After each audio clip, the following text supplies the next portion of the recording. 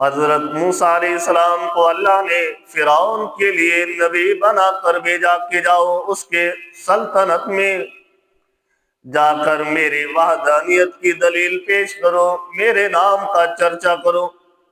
حضرت موسیٰ علیہ السلام جب فرعون کے پاس آئے، اللہ کی تبلیغ کی، فرعون نے انکار کر دیا۔ تو فرعون کا وہ انداز تھا، کیونکہ یہاں پر جادوگر زیادہ تھے، وہ سمجھتا تھا کہ حضرت موسیٰ علیہ السلام بھی معاذ اللہ ایک جادوگر ہیں،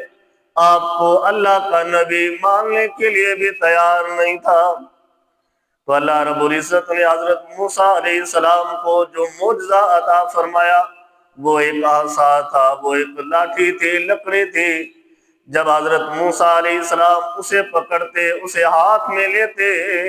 تو وہ ایک لکڑی کا کام کرتی تھی، اور جب حضرت موسیٰ علیہ السلام اسے چھوڑ دیتے تو وہی لکڑی سانپ کا کام بھی دیا کرتی تھی۔ حضرت موسیٰ علیہ السلام کے دور میں فرعون ایک وقت ایک لمحے کے لیے ایک میدان میں چلے جاتے، وہاں پر ان کا میلہ لگتا، اور جہاں پر فرعون نے تقریباً 300 جادوگروں کو اس میلے میں بلایا ہوا تھا، اور جن کے پاس تقریباً 300 اونٹ سے بھی زیادہ 70,000 وہ جادوگر 300 اونٹ میں لدے ہوئے، ان کے ساز و سامان جن میں ان کی رسے بھی تھے اور جادو کرنے کا سامان تھا،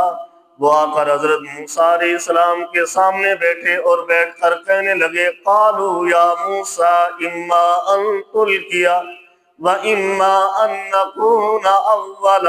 من القا، کہ حضرت موسیٰ علیہ السلام سے کہنے لگے وہ جادوگر، اے موسیٰ یہ بتاؤ کہ پہلے کرتب تم دکھاؤ گے یا پہلے کرتب ہم دکھائیں؟ تو حضرت موسیٰ علیہ السلام نے فرمایا کہ قالا، تم پہلے اپنا کرتب دکھاؤ۔ ان کے 300 اونٹ جو رسیوں سے بھرے ہوئے تھے، رسیوں سے لدے ہوئے تھے، ان رسیوں کو کھول کر پورے میدان میں پھیلا دیا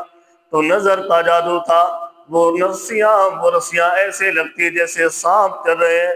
تو جتنا بھی میلے میں لوگ موجود تھے وہ سارے ڈر گئے۔ تو حضرت موسیٰ علیہ السلام نے اس وقت اپنے عصا کو چھوڑا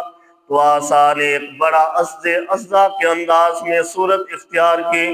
اور جتنی بھی رسیاں تھی ان سب کو کھایا۔ کھانے کے بعد جب حضرت موسیٰ علیہ السلام نے اسے پکڑا تو وہ اسی طرح سے سوٹی، اسی طرح سے لکڑی، اسی طرح سے عصا تھا، ایک لمحے کے لیے نہ موٹا ہوا، نہ کم ہوا، نہ زیادہ ہوا۔ جب یہ انداز حضرت موسیٰ علیہ السلام نے ان جادوگروں کو دکھایا تو جادوگر جن کی تعداد تقریباً 70,000 کے قریب تھی، جب حضرت موسیٰ علیہ السلام کا یہ انداز دیکھا تو وہ کہنے لگے کہ کوئی بھی جادوگر کبھی ایسا کرتب نہیں دکھا سکتا، یہ یقیناً اللہ کے نبی ہے۔ تو وہ جتنے جادوگر تھے وہ سارے کے سارے حضرت موسیٰ علیہ السلام پر ایمان لے آئے تھے، حضرت موسیٰ علیہ السلام پر ایمان لائے۔ تو مفسرین کرام نے روح البیان میں لکھا کہ ان کے ایمان لانے کی وجہ کیا تھی؟ وجہ یہ تھی کہ انہوں نے کہا کہ قالوا یا موسیٰ اما ان تلقی، تو وہ ادب کے لحاظ سے ایک اجازت طلب کی کہ اگر آپ اجازت دیں، اگر آپ چاہتے ہیں تو پہلے آپ دکھا دیں، یا اگر آپ ہمیں اجازت دیں تو ہم دکھا دیں۔ تو یہ ادب کا ایک اتنا ایسا لفظ تھا جو اللہ رب العزت کو بڑا پسند آیا، تو اللہ رب العزت نے ان کے سیاہ کالے دلوں میں اللہ نے نور کی شمع کو روشن فرما دیا تھا۔ تو ادب ایک اتنی چیز ہے۔ ایک جادوگر تھے، ایمان والے نہیں تھے، ایک نبی کا ادب کیا، احترام کیا، اور وہ بھی احترام الفاظ میں تھا کہ اجازت طلب کر رہے تھے، کیا جادو کا کرتب ہم دکھائیں؟ اگر اجازت ہے تو حضرت موسیٰ علیہ السلام نے اجازت دی۔ تو یہاں پر یہ بات ہے کہ اگر ہم بھی انبیاء کرام کے، اولیاء کرام کے، اپنے والدین کے، اپنے بڑے لوگوں کے جب ہم ادب و احترام کرتے ہیں تو اللہ اس ادب کو خالی نہیں پھیرتا، کوئی نہ کوئی ایسے بگڑے کام بھی ہمارے ضرور پورے کر دیتا ہے۔ ادب اتنا اہم چیز ہے، اور آج کے اس دور میں بھی جب بھی اللہ کا نام لینا ہو، اللہ کے نبیوں کا نام لینا ہو، اللہ کے ولیوں کا نام لینا ہو تو ادب و احترام کے ساتھ لینا ضروری ہوتا ہے۔ ایسے نہیں کہ جیسے ہم معذاللہ اپنے دوستوں کو بلا رہے ہوتے ہیں یا دوستوں کا نام لے رہے ہوتے ہیں یا محلے والوں کا نام لے رہے ہوتے ہیں، نہیں،